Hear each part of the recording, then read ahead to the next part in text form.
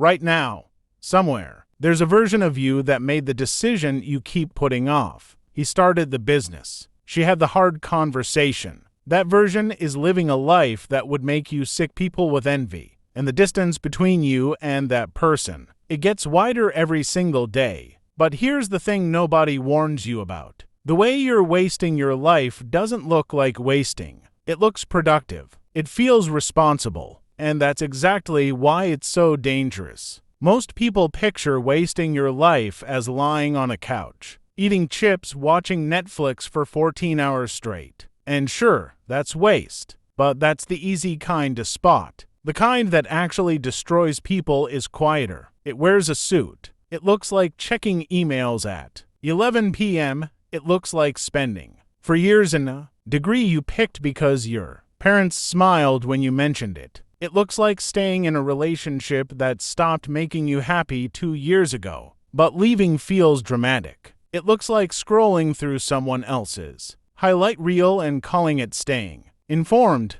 You're not lazy. That's the cruel part. You're incredibly busy. You're busy in a way that exhausts you by Friday and leaves you with nothing to show for it by Sunday. You have a to-do list. You check things off. You feel that tiny dopamine hit. And then Monday comes and you build the exact same list again. You are running on a treadmill and calling it a marathon. And a Roman philosopher figured out exactly why this happens over 2,000 years ago. We'll come back to him. Here's a question that should make you uncomfortable. If you took your entire last week, every hour, and showed it to the version of yourself from 5 years ago, would that person be impressed? Or would they be horrified? Because 5 years ago, you had plans. You had a fire. You were going to learn that skill. Start that project. Get in shape. Move to that city. Ask that person out. And then something happened. Not a catastrophe. Nothing dramatic. Just comfort. You got a routine. The routine became a rut. The rut became your identity. And now you defend it. I'm just not a morning person. I work better under pressure. I'll start Monday, you've been saying.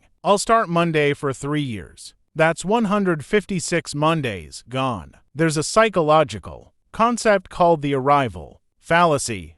It's the belief that once you reach a certain goal, the promotion, the salary, the relationship, you'll finally feel complete. So you wait, you endure a life you don't love because you're convinced the next milestone will fix everything. It never does. Because the goalpost moves. Always. You graduate and now you need the job. You get the job and now you need the promotion. You get the promotion and now you need the next one. You spend your entire life in the waiting room of your own existence. And nobody told you. There is no door at the end of that hallway. Now forget the productivity advice for a second. Forget wake up at 5 a.m. and delete social media. That stuff is noise. The real question is one you've been avoiding, and it's brutal in its simplicity. Do you actually want the life you're building? Not the life your parents want. Not the life that looks good on LinkedIn. Not the safe one. The one that's yours. Because here's the thing most wasted life videos won't tell you. The biggest waste isn't spending too much time on your phone. It's spending decades constructing a life that belongs to someone else. And that brings us back to the philosopher. In 49 AD, a Roman philosopher named Seneca wrote a short essay called On the Shortness of Life, and one line from it has haunted people for 2,000 years. He wrote, "It is not that we have a short time to live, but that we waste a great deal of it." He wasn't talking about scrolling Instagram. He was talking about something worse. He was talking about people who spend their entire lives preparing to live and never actually starting. Seneca watched powerful senators, wealthy merchants, brilliant scholars, all of them postponing their real lives for Sunday. Sound familiar? He pointed out something devastating. Most people don't realize their life is being wasted until there's almost none of it left. They look up at 65 and the years didn't fly by. They were never truly spent in the first place. And this is where it gets personal. How much of your day actually belongs to you? Not your boss, not your obligations, not the algorithm feeding you content right now. How many hours this week did you spend on something that On your deathbed, you'd look back on and say, yeah, that mattered. The fix isn't a morning routine. It's not a journal. It's not an app. The fix is one uncomfortable question, asked daily.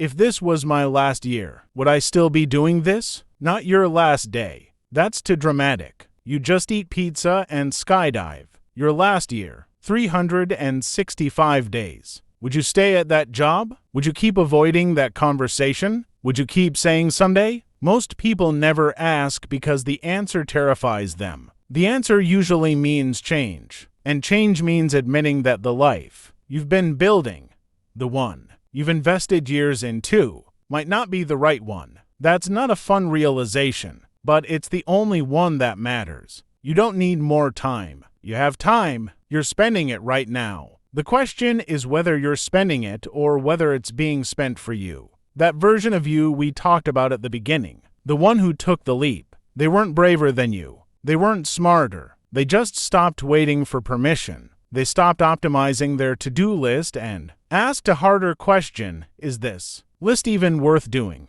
Seneca also wrote this, you act like mortals in all that you fear, and like immortals in all that you desire. You're afraid to take risks as if you'll die from embarrassment, but you postpone living as if you'll live forever. You won't, none of us will. And the clock doesn't pause while you're figuring things out. It doesn't care about your 5-year plan. It just ticks. So the only real question left is, what are you going to do about it tomorrow morning? Anyway, I'm collecting donations in the form of subscribes to fund the next video.